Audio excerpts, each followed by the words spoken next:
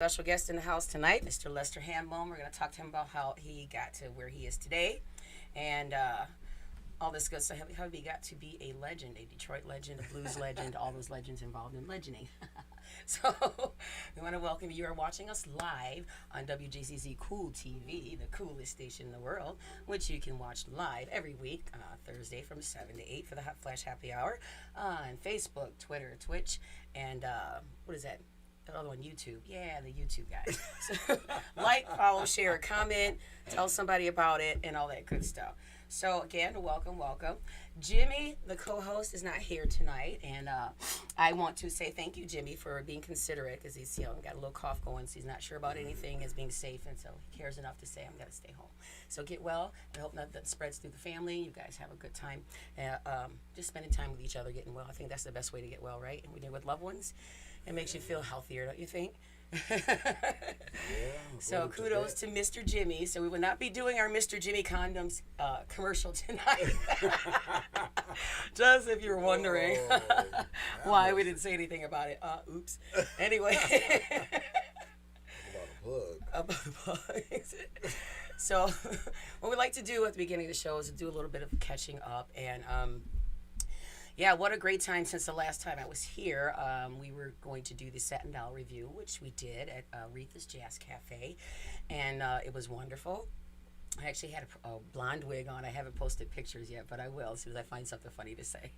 So I was Miss Etta James, so I played that part, y'all. Hey. And I get to play it again, but in my regular clothes this Saturday at Harvest Fest at the DeQuinder Cut. So I'll be on the, I forget, one of those stages, headlining at 7:15 with Bobby Murray Band. So I'll be doing some more Etta James and a few of my originals as well. So if you're downtown or need something to do, it's going on Saturday and Sunday. I think they have over 60 food trucks and about 75 bands, 6 stages. Whoa. So check it out. Go online and see the lineup and where we're all playing at. And come and enjoy one of the last good festivals of the outdoors before that season hits, right? It's Michigan.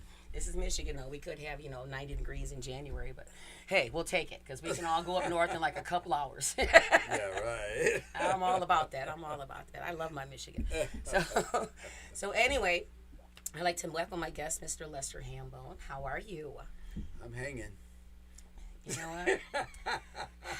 All that talking I did, he just come back when I'm hanging. I'm hanging, man. This is why we sing the blues, people. I'm hanging but not choking. I'm hanging but not choking. Drinking but a little bit of smoking. We want to give a little background to the audience of who you are that don't know you. If they don't, then, hey, you're going to get to know them now. Most of us do. You're an amazing guitarist. You have your own freaking style that people just go, and their mouths are left drop open. And you're a wonderful vocalist as well. And you're one of the biggest flirts I know, and you do that well. Oh, yeah. Oh, hell no. How many times I've been your baby mom in a conversation? I just need to say. Oh, no. Well, you are one of the sweetest people I know. Fun all you the are, time. and you make us all feel good. Life is too short to be sitting back and be pouting and sad and feeling gloom and everything Absolutely. else. So I agree. That's why I have no wrinkles, because I smile so much. There you go. I'm always trying to have fun and keep it up, my spirit. Yeah. There you go again. I can't help We're going to need some Jesus up in here, y'all. A little spoonful. A spoonful of Jesus. You know what? I waited a long time to be a dirty old man. Yes, and that's an accomplishment. Well, my mama always told me, be the best you can be. Amen. So do shit half-assed. Yeah, I'm gonna be the I'm gonna be the best dirty old man there is. Watch out, ladies. Watch out. He coming after some skirts now. Don't play. So, I want to know how you got started. Are you originally from here? What's the backstory on you? Well, as far as me getting started, my dad played guitar, and I had 2 brothers. One of them passed away. And they were older than they played. And I pretty much grew up in a musical family. Wonderful. My dad, he didn't really play too often. No, what did he play? He played guitar. Guitar as well? Okay. Yeah, and he also played golf. That was his main love. Wow. He was the #1 guy for Stroh's Fire Brewers. All right now. I got a chance to tour the plant before it closed down. That was awesome. They had a golf team. They had a golf team called the Stroh's Fire Brewers. Very nice. And, they not only did they play in Detroit area, but they all went all over the country, All right. But that was his thing. But you know, it's long before Tiger Woods. Yes. This what had happened was. So, but put it out like there. you said, playing with him and playing golf, right, and playing the guitar, he had a lot of friends. And matter of fact, I just saw a post today, yesterday. They posted a picture of Pistol Pete Allen. Okay. And it gave me goosebumps. At the same time, it kind of brought back memories because that was like one of my dad's best friends. Oh, you learned Pistol a lot. Pete Allen, yeah. And when I saw that, I was like, man, he even kind of reminded me of my dad, Wow. Looking at that picture. So, but, my dad hung around with a lot of guys. And like I done told this story 100 times, when I started playing guitar, he was telling me, about some people that play guitar. And I'm like, I didn't know who they were. Right. I'm still learning. I did rock and roll for 15 this years. This one guy that I would go up, and I always knew he had kept peppermints inside his suit jacket pocket. Nice. Was John Lee Hooker. No shit. Yeah, and that's what my dad told me. He said, you know what? The guy used to steal peppermints out of his pocket. That was John Lee Hooker. Oh, wow. Like, wow. Had I known, but, I was a kid. I didn't think nothing much about that stuff, Yeah, we did the tribute to him 2 years ago at Concert of Colors. Really? That was beautiful. I got to sing a couple of his songs. Yeah. So. And my video, Cold in Detroit, was shot, part of it in front of the Apex Bar. That's where he got his name. Yeah. Yeah, so I'm like, here's some history it's here. Like, and I get man, to keep it it, seems like when I see the pictures of the Apex, I'm like, I seem like I remember that building. Yep. Yeah, so, but at first I didn't really think about playing guitar. I guess during the Motown era, and then when the rock came out, and I noticed guys was trying to imitate the bands and stuff, and I said, you know what, I could do that because all these guys are getting the girls. Oh, the MC5 and them cats. Yeah, and I'm like, well, it's kind of more Motown era. Oh, okay. And people ask me, what's the first show you went to? I said, Motown at the Fox. Stevie Wonder and all the rest of them. But once friends of mine started playing guitar, I said, man, I got to play guitar. I got a guitar at the house. It's an old 1949 Gibson, but I can still play. That 1949 Gibson's probably worth $60,000. Really? I went to, I'm just saying what kind of conditions. I went to Nashville and had this guitar store. It's like a museum almost. Yeah. And I'm just looking at these prices, 1955 Gibson, $50,000, $20,000. I'm like, wow. You need to go and take a look and see. You got some little treasure there. Yeah, I do have a lot of my old guitar stuff. And I was talking to a guy in Ann Arbor talking about if you want to get rid of some of this. I'm like, I don't know if anybody buying it though, Right. So. Well, hey, I got expert on guitars. Can I get Motor City Josh to chime in at some point? Loco Joe, El Foco, come on, chime in. So yeah, we got something going on here. So there you go. You can put the word out, and it'll come to you. Yeah. So as far as then I started playing. Then when I heard Jimi Hendrix, I knew that was it. Yeah, it was all over. It was all over. Man, and I was like, first time I heard Jimi Hendrix, I was like, wow, that's what guitars sound. Because I didn't want to play what my dad played. Right. My dad would play what they used to call, I don't even know if anybody knows, gut bucket blues. Gut bucket blues, no. Well, I'm not one to know that. Like I said, I'm still just getting my wheels turning in this business. So each day I'm learning about somebody new, especially back in the day. Each day I'm learning about somebody new. I love it though. But I didn't want to play that. And then when, like I said, the Motown was pretty much chank. I shouldn't say that. Same old song. But you know what? I backed up the Velvelettes. All right. And I got a video of it, back a long time ago. And they finally let me get a little bit of a solo. Because if you look back, there wasn't no solos, guitar solos. Every song had to be like 2 minutes and 25 seconds, I think. Yeah, they had a limit on it. And I froze up, and all I was doing was just chugga. And I looked back, and I was like, man, I should have ripped it apart. But looking back, I had an experience when I was started out playing Rufus Thomas. This is an honest God true story. Okay. I was backing up Rufus Thomas, and back then they came out with this distortion pedal called a Big Muff. Okay. And I couldn't wait because they advertised it would give you the Jimi Hendrix sound. And when I got this pedal and I was doing backup with Rufus Thomas, and he gave me a little bit of solo, so I stepped on that thing, and I was going to wail it away. He came up to me, he said, "What is that?" What your problem is? He said, "What is that on it?" I said, "That's my distortion pedal." Ah. He said, "My music ain't distorted. Get rid of that shit." Ooh. I felt so crunched. That's an honest guy, true story. I felt so Well, some crunched. people, it's hard for them to adapt to change. He said, "My music is not distorted." I'm like, damn. And oh man, I'm gonna take off like Jimi Hendrix. But that was a long time ago. He was setting his ways. Yeah. He said, "My music is not distorted. Get rid of that shit." So now this was about what year? I have no idea. Do the timeline, or what decade? Because just when I was just so would it be like the 60s when he came out, or after the 70s when you discovered him? I would say in the 70s. After you discovered him? Oh, awesome. Yeah, because let's see. Yeah, most of when I was doing backup, like I said, the Velvets and Rufus Thomas. And I did the Drifters. Here's another story. Oh, let's tell this one. I was Things you don't know about your friends until you get them in the hot seat. Yeah, well, I was doing a show for the Drifters, and I don't remember what year. It was a long time ago, but I know for a fact that they had the fog smoke machine. I never seen one. And part of the show, we start off the music, before you bring the singers on. Right. And we were rolling along, and they turn on that smoke machine. And this sounds got true. I didn't know. I was scared to breathe it.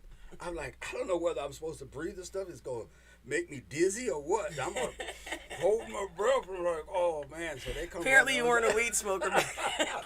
We'd have been like, dude, is this new? But I never saw a fog or smoke machine before. Right. And I guess, back then that was something new, They come out with them. And that's on the guy. I was like, man, I'm scared to breathe this stuff. I'm like, they put it right next to me, Because, when you're backing up singers, the band is always in the back. Right. So that's where they're going to put the machines and stuff. They ain't going to put it up front with it. No, where you can see where it's coming from. It's supposed to be mystical. Yeah. That's exactly what Absolutely. they did it. They would come off of the side of the stage, come run up on the stage, They had the machines and it was psh. And I'm like, damn, I just got lost, man. I'm like, I'm playing, but, I was like, all right. I see the point, but when you're, like, on stage and it happens, it's pretty annoying. It's so annoying. Yeah. That's what I tell a lot of people. They don't realize, even stage lights and stuff, you can sit up there and bake like a ham on a damn barbecue. You wonder why I'm on stage all the time with my fan. Yeah. Having my flashes. I know, because, I was like, wow, he must be working hard, but no, it's the stage light. Got me sweating like a hooker in church. She just there for the free meal. Leave her alone.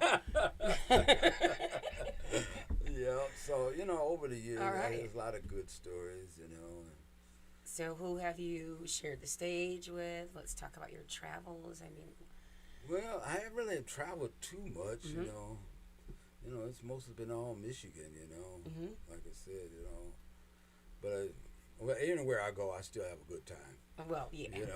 If I'm going out to Los Angeles or Phoenix, my other brother lives in Los Angeles.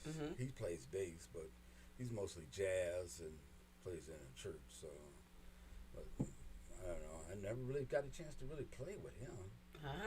There's a goal. Yeah, now the more I think about it. See all the good things that come out of this. Yeah, but yeah, he didn't really want to get into music because, like I said, my dad played golf, and he played golf. So that's my brother. He wanted to be. Well, I think he did turn pro for a little while. Golf was his thing, but he couldn't stand the Michigan weather. No. People in Michigan can't stand it, but we come back every time. Yeah, that's the truth. But, I like right now. I just love playing the guitar, and I try to tell a lot of people, especially young musicians, it ain't all about getting up on the stage and showing your skill. Right. You got to put some feeling in it, and you got to relate to the audience. Yes.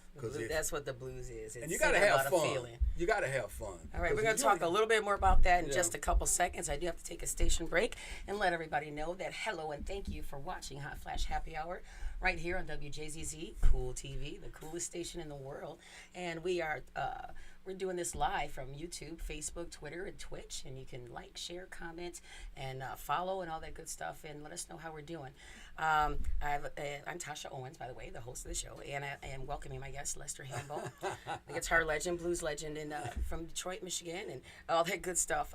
So we're talking about, we want to move you up to the 70s now to see about your experiences, but we are talking about what you said, very important about when playing the blues, get them there on stage, and guitar player getting on stage, and versus skill versus the feeling. So how do you marry that, or show them how to marry that to get that it factor? That is, like I said, I explained to a lot of them, because you always see that. You see oh that. Yeah. Guys we growed them up too. They want to stand up there and amaze people by the way you're playing, but you got to have a good time on stage so they can have a good time. Yes. Because we're in the entertainment business. Absolutely. Not Say that one more time. The entertainment business. Okay, then. Yeah, let them know what we're talking about. You got to have some fun. You know, I see a lot of musicians, they want to get up there and they're just stiff as a board. And, you know, then I'm like, come on, it's a party. Right. You know, anybody can sit at home and listen to music. Absolutely. So, you know, and I try to have fun with it. I'm not as, you know, agile as I used to be. I can't jump out there and do no splits or nothing. Could you ever? Because I just want to imagine that. I think I tried in the disco days.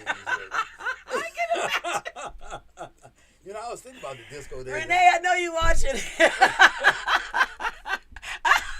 Renee Singer and I have conversations about Oh, you. yeah. I miss you Renee. make us laugh so much. So I know she's watching and cracking up right now. Arizona, I'm not sure where she is right now today. She's tracking around the country in a trailer. So, yeah, absolutely. Yeah. What an idea. And to you know listen somebody to- that's doing it at our age, not in their 80s. And she's having a good time just exploring life and exploring the country. Yeah. So shout out to my girl, Renee. What? Yeah, I rode past her old house one time. I'm like, Yeah. Damn. Well, she ain't there no more. I started to jump up on the porch, take a picture. I'm like, Renee, you're not home. No, I'm riding a horse in the desert somewhere. Yeah. But that's cool. You know, I always wanted to be a snowbird. Ain't that what they call them? People who live in the north and in the wintertime go in the south. No, Michiganders. Yeah. that's what they call them people. Actually, yeah. As soon as you go down to Florida, you know everybody in Florida can stay with the last time I went to Phoenix, I was like dumbfounded because I ran into some people and they asked me where I was from. And I said, well, Michigan. I'm thinking they're like, oh. And then one guy said, yeah, I'm from Dearborn. And then this other lady that was singing, she said she was from Grand Rapids. And I'm like, come on. Here's your sign. Yeah, I'm like, okay. Don't sit next to me on the plane, please. A lot of people. Unless you're going to sleep, because we're not going to have a conversation. That's hilarious. Yeah, so. But anyway, yeah, like I said, it was as far as stage performance, you know, I always try to have a good time and keep the audience entertained. And I think that's the main thing, because without the audience, we're just a bunch of lonely people. Yeah. Well, we're lonely with company. With the audience. Oh. So, thanks, guys. Well, you know, that reminded me that Janis Joplin said that. Yes. She said that, you know, they stand there and scream, they love you, but at the end of the night, I still go home alone. Yeah. I'm like, you know, there's some truth to that. Well, that's gone, right. Like poor little rich girl, you know. Yeah. Got everything but a companion. Yeah. At the end of the night, ain't nobody screaming. It's just, right. You know, pack up your equipment and everybody's gone, you know. So, Mm-hmm. But anyway, so those are the trials of being a musician in that, you know. You pack up and go, and sometimes you can't go right home if you got a family, you know? Especially on the road. You know, you go back to that hotel, or depending on what kind of tour you're on, back to the bus you sleeping on. And that's a lot of people. Everything. They see your show, and they go home, but they don't see you pack up that stuff. Right. Yeah. You know, because I was thinking of, you know, when I was playing over here with Lady Champagne, and they used to be able to run the place pretty long past 2 o'clock, depending on the crowd. And that place downtown in Eastern Market. Yeah. Eastern Market. Till about 5 in the morning, I'd say. Yeah, and you know, after you're a musician, the party goes out to the parking lot. Singers don't pack up no equipment. No. Hey, I carry my microphone. Yeah. Listen.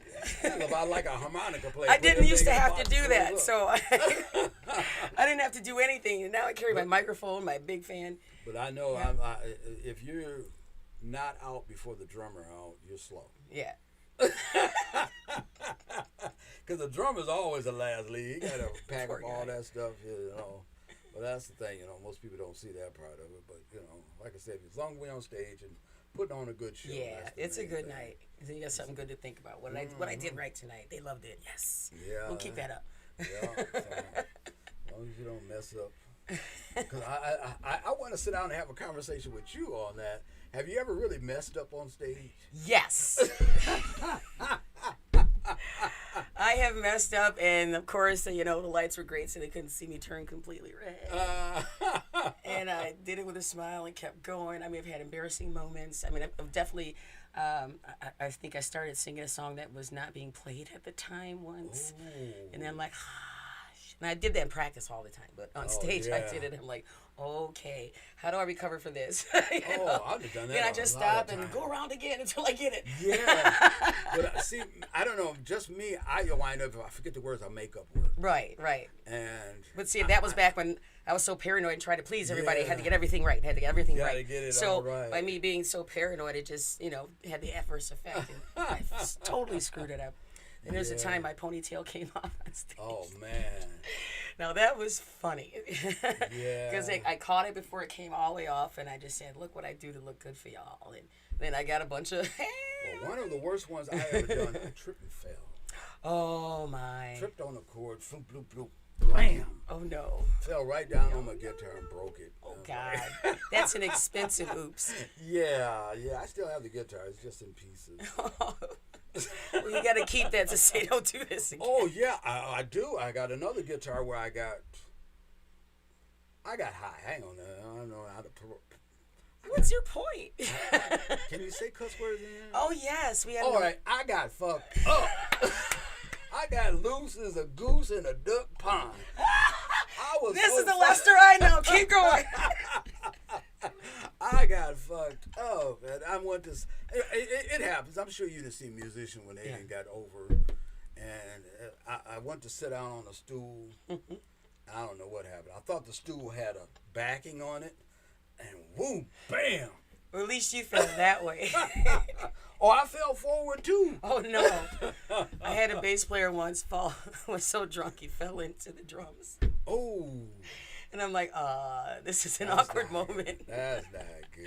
Luckily, it was a long time ago when I was in Westland and nobody knew who I was. Oh, yeah. But yeah, that was crazy. It was funny but crazy. But of course, it was because of drinking.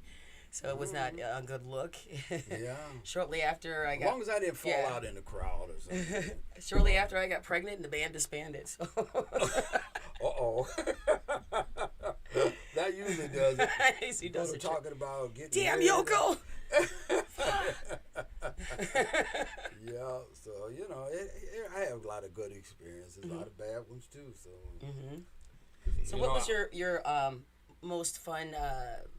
gig? I know that you're probably too many to name, but give me a couple of your top most fun gigs you had, either playing with somebody you wanted to play with, or the music you wanted to play, or just how well the gig went. Well, you know what? I had a couple gigs where at the last minute I had to get some musicians, and I was like scared to death. Here is a festival gig I got to do, and I got to get some musicians that never played with me. So I said, you know what? I don't care how much it costs. I got to have some good musicians. Right. So I hired Skeeto Valdez. Skeeto! I played with him on Monday night. And Johnny B. Gayton on bass, who was Albert Collins' bass player. Awesome. And that gig just flowed so good. It didn't matter what song I called off or played. They played it like they knew it. Awesome. And I'll never forget that gig because I was so worried. You get a little bit of stage fright before you get on stage. Oh, if you don't get out of the business. Yeah. Seriously, you can't create if you're not a little bit scared every time you hit. Yeah. Oh, you cannot create. And I was like so worried. I'm like, I'm gonna be limited to songs I do. But no matter what I called out, those guys, they came right through, and I'm like, that was one of my favorite gigs. And it was I can't even remember where it was. I had to ask Steve Allen. What kind of event was it? It was an outdoor thing. It was a blues festival. Because I remember Harmonica Shaw was on that show too. But yeah, it was, and I'm like, that was like one of the better shows I did, because I was like, when you was on stage, you don't have to worry about what your other band members. Right. then you're just free to flow. Absolutely. You know, so that was some of the better. Yeah, that's got to be a good feeling. I don't know. I did an outdoor gig. I shouldn't be telling some of these. Tell everything. I was kind of buzzed, and we like the when you were fucked up stories. Those are the best ever. So, right? Am I right? We love those. You know what? And I said, you know what? Thanks for good television. Everything was flowing good. My tone was great, and I was laying into a solo, and I was like feeling good. I'm like, damn, this shit is better than sex. Says the biggest flirt in the room. Oh, Holy Lord, have mercy. That's all I can say. Over the years, I try to have fun at every gig. Yeah, well, you have to. You know, like there has been some good ones and bad ones. You know. I'm gonna turn this off. Yeah, so I totally get that because I'm like I always tell people the minute I stop having fun is the minute that I'm going to quit. Yeah. Yeah. It's not a job to me, you know. I've seen that happen with several musicians. They look like they're just so miserable. Right. And next thing you know, they quit. Yep. They can't do it anymore. So I don't see myself. To me, I mean, and you can back me up, or I want your opinion absolutely on this. But I mean, the reason we even do it is because this is a way for us to express how we feel. So once you stop feeling, why do it? Yeah. I don't get it. So people want to comment and give their opinions in that. This is how two blues folks. Yeah, because I do it pretty well. I feel about doing it. I remember one musician. He said he was done. He wasn't going to play anymore, and it kind of pissed me off because he said that right when we were playing. Right. I said, you know what? The next song I'm going to play is "Thriller's Gone." Ooh. And I played that song and I sung it because I was really singing it to him. Absolutely. The thrill is gone. It's gone away. And then to open up like that, you just went in my head from 90%. Oh, he going down to 65% today because he don't give a fuck. So you're looking at production value at that point. Oh, yeah. Yeah, so I don't know. Over the years, he's a lot of different things. So. Right. What's the next question, baby? Too bad they can't phone in a question. Well, maybe. So if it's on, I'm not sure. So 313, I do believe the number is. Hey, I do remember it. See, we always have so much fun. We never. Oh. So it's 313-355-6018. So 313-355-6018. Let's see if you can get a call in and have a question for us. But in the meantime, about that bottle of whiskey.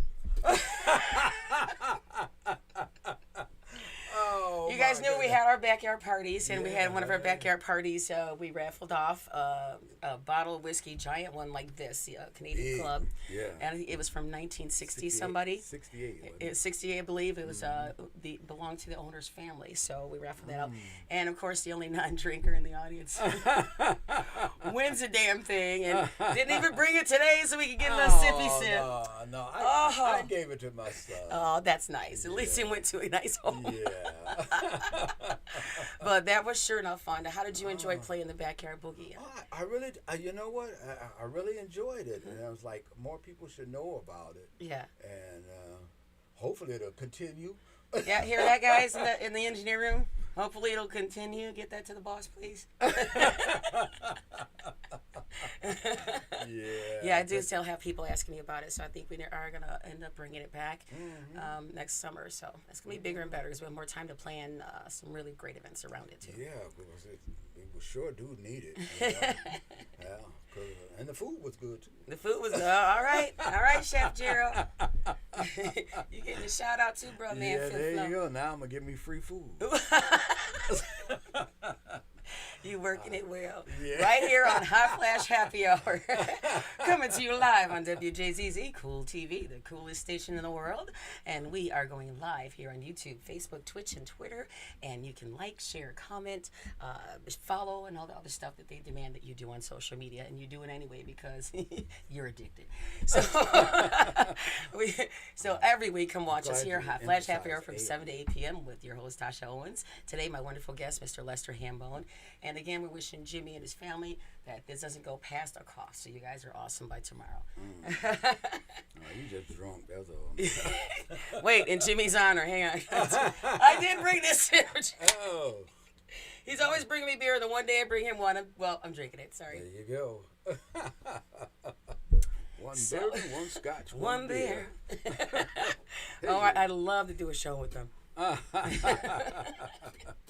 So, you come into a handy piece of paper that says you're pretty freaking awesome lately, haven't you?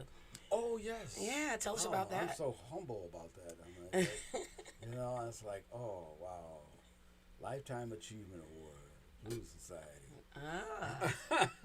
And it got me thinking, I don't even remember when the Blues Society started. I am told it's been more than 25 years, so almost 30, I think, something like that. That would be about right. A long time ago when it first started. Yeah. Because I think I was hosting Blues Society jams in the 90s. So wow. Yeah, when they good place I used to love was Memphis Smoke. Oh, in Royal Oak. Yeah, that was a nice place. Yeah. I actually only got to see 1 or 2 shows there. I was still in the rock phase. I hadn't transitioned yet. So I was only there like with friends. Okay, I'll come and listen to some blues. Oh, no, because we would have rocked it out. But yeah, I don't know when the Blues Society started. Yeah, Long time ago. Yeah. Well, God bless him. Good luck and good luck to him. So anyway, I got a Lifetime Achievement Award from the Blues Society, Detroit Blues Society. It's a humbling thing, I'm like, I don't know what to say. What do you say? What do you say? Thanks for thinking. I'd be crying. I know. Yeah. I'm like, thanks. I got something in my eye. They really like me. But no, it is an honor anytime you get an award. Oh, yes. Definitely. Especially Detroit Blues Society, because to me, there's always been 2 major cities for blues, Chicago and Detroit. If you stop and think about it, So Memphis is out. Well, a lot of people left Memphis to go to Chicago. Well, okay. All right. Memphis. In fact, I did play in Memphis a couple of times. Did you ever play Muscle Shoals? Oh, it's Alabama, right? No, that's Alabama. Alabama. It's all like right in the same pocket of things. I hope too soon. I can't remember. I think it was called the Beale Street Ballroom. Yeah, Beale Street. That was a good gig. Nice. Yeah, but I spent I don't know, almost like 8 years playing in Ann Arbor. Okay, and what events or what venues? It was a place called Goodnight Gracie's. Oh. Yeah. I spent about 8 years playing there. It's still there, I think. I think it is, but I don't hear nothing about it. Yeah, well, since the pandemic. Before that, I think they were still there, so I'm not sure. Goodnight Grace live at PJ's. Played in. The owner owned 2 bars. I think the other one's called Park Street. I played in there. I think I played there too with the McKee brothers. Yeah. There was another bar further down I played in. I can't remember that one. I can't remember none of this because it's so long ago. Well, yeah, so long ago with so many gigs, I could never remember everywhere. But one of the guys that I alternate was Leif Alsati. Yeah. That's our blues man that was on The Voice a couple years ago. Did really well.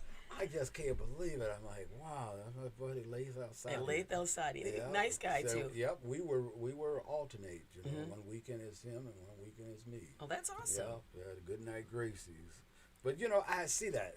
Because there's a rock band. I played up in the Thumb area a few years back, and there was these guys hanging out, and they told me the name of their band, They were young. I think they were out of Frankenmuth. Oh. Yeah. And it's like recently. Greta Van Fleet. Exactly. And I'm like. Kudos to Greta Van Fleet. I'm like, wait a minute. These guys is fixing to get a Grammy. Yes. Like, these are the same guys who was just right behind this music shop thing. They were just hanging out. I was like, I said, okay, these kids are just like young hippies, Yeah, they're adorable. It was great to see them playing the music. Yes. And I would like to see a little more younger people get into playing some blues. Because, you got Brendan Lisley. Yes, shout out to Brendan. That's our baby boy. Well, he ain't baby no more. The kid. Michael. Yeah, Mike. Yes. Mighty Mike. Michael. And I'm like, we need a lot more young people getting in playing the blues and keeping the music alive. Yeah, I like that's what the they're motto doing. of the Detroit Blues Society, keeping the blues alive. Well, even a little bit in between us and them, like the Joe Stanleys. Yeah. You know, these guys are hardcore blues, and no, I mean they're Yeah. they're so forget how good. They're old so I am. into what, you know what I mean. And I love the passion, like the Jimmy Alders, Eric Yeah. Goebel. Okay, Yeah. he's a monster, and he's not even from Earth, but Yeah. we'll let him stay here for a while because he's badass.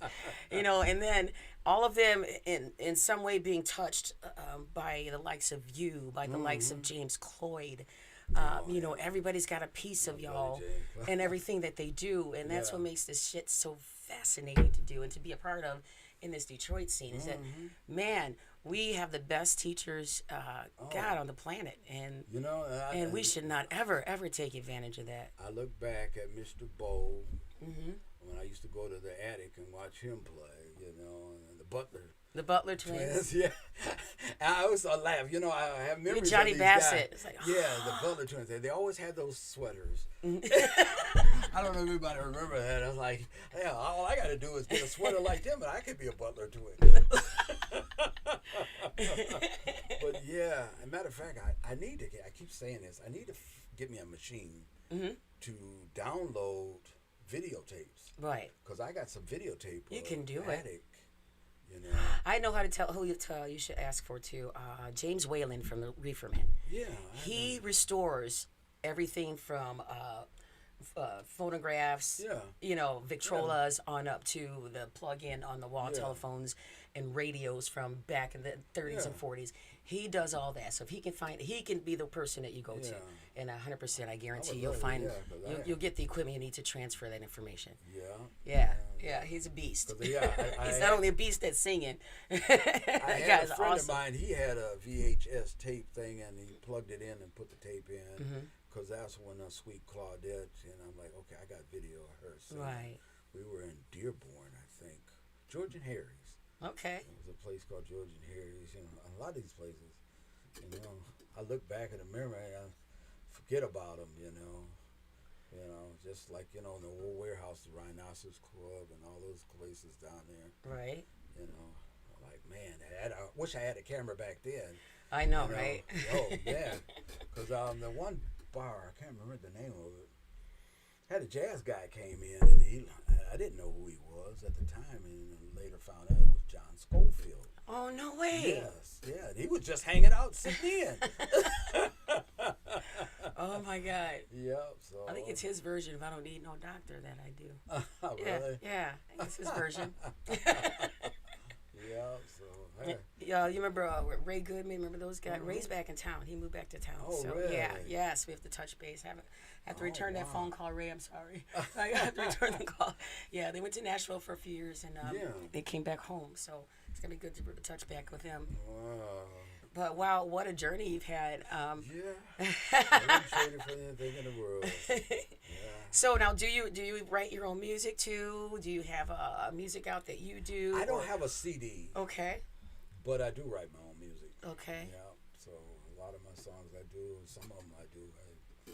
People ask me what it is, you know. So I changed the name 90 times. You know, because the one song I call it the Big Girl Song or Fat Girl Song. You know? That's the one where I'll be talking on. I don't know. Have you ever seen me doing some of these? I don't know about that one. I mean, when you say that, I think of Motor City Josh's Big Girls, Let Me Holler at You. Holler at you. I don't know. Yeah, because I remember I hear him sing that way. Yeah. I remember when he started doing that song, and I was like, oh, is he trying to steal my song? Oh, my sister loves it. She goes, I love that song. He be singing, Big Girls, Let Me Holler at You. Holler. Yeah. So, yeah, some of the songs, the welfare cheese chick. I wrote that. It's like one. James Cloyd, Crack House Girl or something, Crack House Whore or something like that. Yeah. That was a good one. Yeah. A really good one. We So, need more stuff like that. Yeah, but I need to put you know what? And I was going to do a recording. Right. But at the time when they were coming out with CDs and then the internet came along, it ain't what it used to be like in the 60s and 70s when you go to a record store and buy a record. Right. Now you can steal anybody's music. Yeah, absolutely. You know, it's like, I don't think you make any money off of records anymore. It's hard, and that's actually probably a 2-hour show. Well, now you gotta go loophole to loophole, but it can be done if you got the right team behind you. Now you like on YouTube, they actually, if you get so many views, they're supposed to pay you. Right. So hopefully I need to get some more views. Start taking your clothes off. Don't you know that's the way to do it? All right now. Feeling sexy. Ladies, hold back now. Hold back. Oh, yeah, I'm a dirty old man. You ain't right. That's what you are. Must have been the monkey bars I played on when I was a kid. Took me too many tumbles. Now, did you go to the shop this last Tuesday? No, I wasn't able to make it. Oh, I didn't go either. It was a pretty good shop. I think Billy Davis was there and Tino Gross. And so that would have been awesome. I didn't make it either. I haven't seen Tino in a long time. He's doing well. He's doing really well. Mm-hmm. So what's on the agenda for you? I mean, do you have some shows coming up? Where you're playing at? Who you're playing with? And all that good stuff. I don't know. I don't really know. My calendar is pretty much open. I don't know. It is that time of year, especially after summer and all the outdoor stuff is gone. And the indoor stuff is slowly trickling back in, but you never know because what's going on with the numbers. If the numbers stay down, I think we'll be okay for the winter. Don't you think? Yeah. Yes. Some places I don't advertise because the other places don't like it when I do it. Yeah. You know what I mean? Well, that's why you come to a radio station. You know what I mean? Everywhere you're going to be playing. You advertise such and such bar, but you didn't advertise ours. So I'm going to leave that part alone. If somebody's looking for it, then they'll find it. Right. Yeah, but you do frequent a lot of the jams and do your part in bringing up the next generation and people that are there. And I think that's pretty amazing because they all look up to you. Yeah. As I do as well. Oh, thanks. When you play guitar, I act like I can. And I just go like this. So it makes me feel good. Keep talking. All right.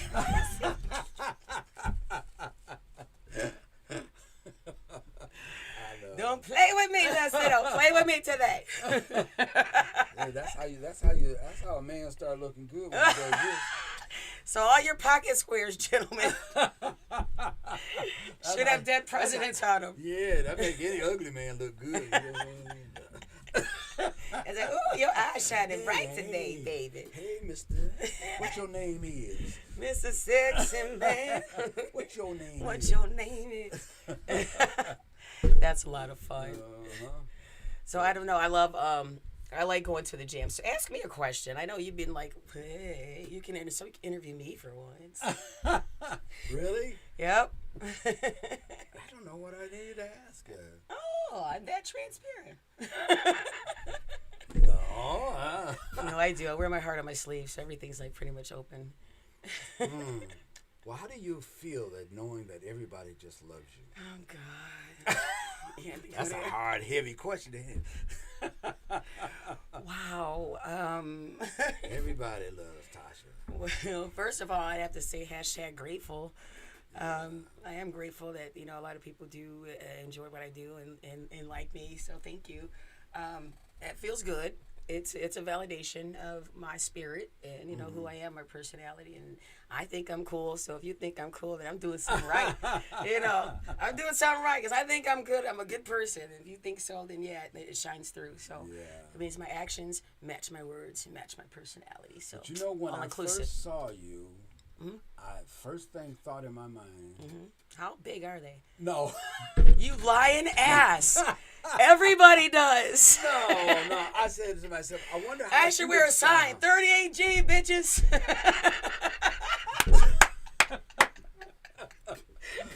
Boy, you're gonna have me feeling good, like an old man with morning wood. But no, when I said I wonder how she would do on the Etta James side. Wow. And you didn't even know then? Didn't know. Wow. I don't know if that was Pub Froggies or somewhere. Oh, it could have been. No, I think I met you before Pub Froggy. Might have been the DBS event or something. So I know my first one that I went to was when Jim McCarty got his Lifetime Achievement. And Bobby Murray was there too. Oh, okay. So he brought me up on stage. Yeah. That might have been the first time I did that for Bobby. Murray. Yeah, I love Bobby Murray. And years later, I'm the Ed on his show. So did you ever go to Callahan's?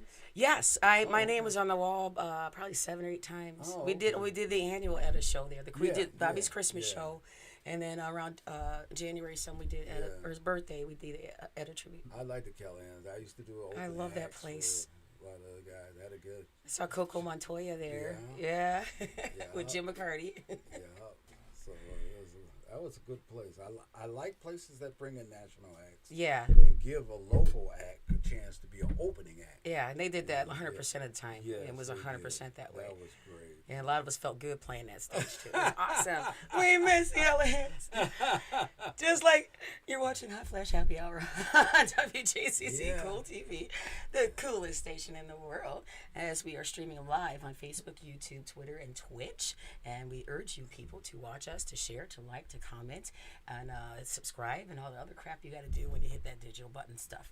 So, but we want you here. So whatever you have to do, keep it right here, Thursdays from 7 to 8, and let us know how we're doing. Give us some comments and all that good stuff, and we'll get back to you. Some likes, give it that thumbs up and all that stuff. Am I doing okay? Should I just put in the towel and take my ass home and get back on stage where I belong? You let me know. But in the meantime, we're going to have some fun, and I hope you have fun with us, too. Yeah. And I'm certainly doing that with you, Mr. Lester Hambone. Again, thank you 100,000 times for being here with me. So we got about 8 minutes or so left, so let's talk some crap. Give me some goals. Give me some things you'd like to see, or ask me even more questions, too. Because I am in all of everything that you do and all that you do. In the 80s, we didn't hit the 80s. Let's hit the 80s with something you did fantastic. I'm having a hard time remembering the 90s. Is it because you was fucked up? Could have been. You could have been fucked up. Could have been. Those are times you're supposed to remember later. Yeah.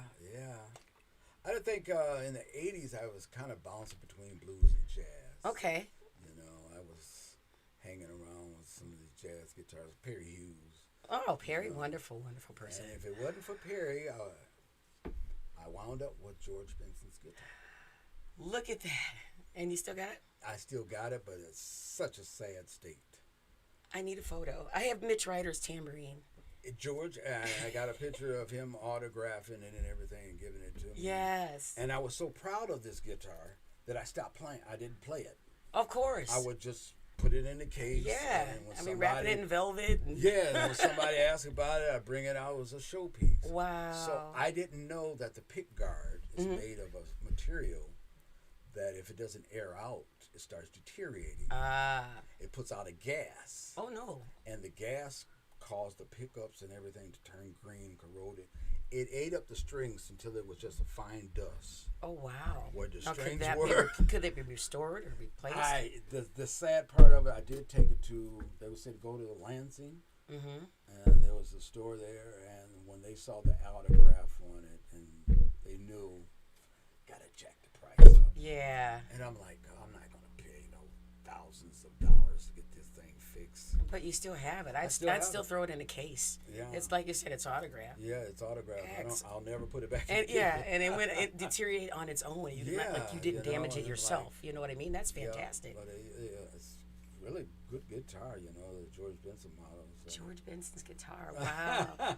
I did a tribute to it was early in my transitioning to the other side career out at White Lakes, Billy's Tipping, and it was so the tribute out there to, I forgot his name though. It was so many years ago. Yeah. But the drummer in the band, we rehearsed at his house, and it was way out there on the water, beautiful home. Oh my God, huge. And then he says, he has his drum kits here, and I said, what's under that blanket? He goes, that's one of Gene Krupa's drum kits. Oh, geez. So. My God, anybody knows about drumming knows who Gene Krupa is. I've seen the black and white movies with him just tearing it up. And I'm like, this is one of his original drum kits, which is why it was under the blanket. I actually remember seeing that on TV. Yeah. There wasn't no replay. It was a real thing. Absolutely. So, and I was like, oh my God, this is so exciting. And then he also had a solid gold tom. And I'm like, oh my God. Wow. Or snare. I'm not a drummer. But I'm like, wow. So he like, don't touch it. I'm like, get out. And I took pictures of it. That was a phone that got destroyed. Huh? Wow. Yeah, and I'm like, I was so impressed. I'm like, wow, this belonged to Gene Krupa. So wow. So I'm amazing. It's fascinating. It's fascinating what you can find and what you know, and or what's lurking around in your basement. Yeah. Anybody still that have a family home that's still has stuff in the attic and in the basement and things like that, you might want to get rid of it. Go down there and see what you have. That's me. I need to get rid of some of this guitar stuff because I'm not using it anymore. Well, put them on Facebook. They have the marketplace. Yeah. They have that, and then you determine your value or bid yourself. Have somebody bid on it. I just don't know if anybody's buying it anymore. So. Everyone's always buying. If they're musicians, they're gonna try and buy something musical. Okay. So keep that in mind. I mean, did you not just see the picture of Daryl Lee with like 10 basses around him? Oh yeah, Daryl. He's still buying basses. Really? Yeah. Daryl. Joe Bass, Joe Bass is in Nashville now. He just showed a picture last week. He goes, hey, and it did like a pregnancy test, but in the thing it says, yep, we're having another bass. Having another bass? Daryl, man. So it's I jammed with Daryl when he first moved to Atlanta. Oh, wow. Yeah, it was a little north of Atlanta, and jammed out with him just for old time's sake. Yeah, he's awesome. I knew him. Now we both started out around the same time in rock bands. He was in Running Blue, and I was in, I think, City Kid. And we were both playing rock the whole time. I love it. I still love it. I'll do it any chance I get to do it. Oh yeah, because when I do my shows, I mix it up. I put those rock songs in there. I do some old traditional blues, modern blues, and rock, and depending on the crowd, I'll throw in some dance music, A lot of this dance music I can't play anymore. This newer stuff, I don't know. I know, and I gotta learn a shit ton of it by next week. Yeah, doing a corporate gig, and they want dance music. I'm like, I gotta look up Bruno Mars and all that stuff. I don't play machines now. Yeah. There's a lot of young people that are doing music, but they don't even know how to play the instrument. Mm-hmm. They got a drum machine or they're doing it on a computer and stuff. And that is the battle, people. I remember this same conversation when karaoke came out. Oh, that's something. See, now I'm old enough to know that there are certain things that came out in history that was damaging to music. Mm-hmm. Karaoke was one of them. Karaoke was one of them, and disco was another. Yes. Because playing in a band, and then all of a sudden when disco came out, nobody wanted to hear the band. They wanted to hear, the DJ disco. And so that kind of put a slump on music. Yeah. So alternative methods of music will always counterattack each other with every kind of thing, live music and electronic music, DJs and all that stuff. Because I remember I won a lot of karaoke contests. Dude, I won trips. I won trips to Atlantic City, Chicago, New York, Vegas, and then they told me I couldn't compete anymore. Oh wow! And you're a professional, you're disqualified. I'm like, damn it. I don't think I ever did karaoke.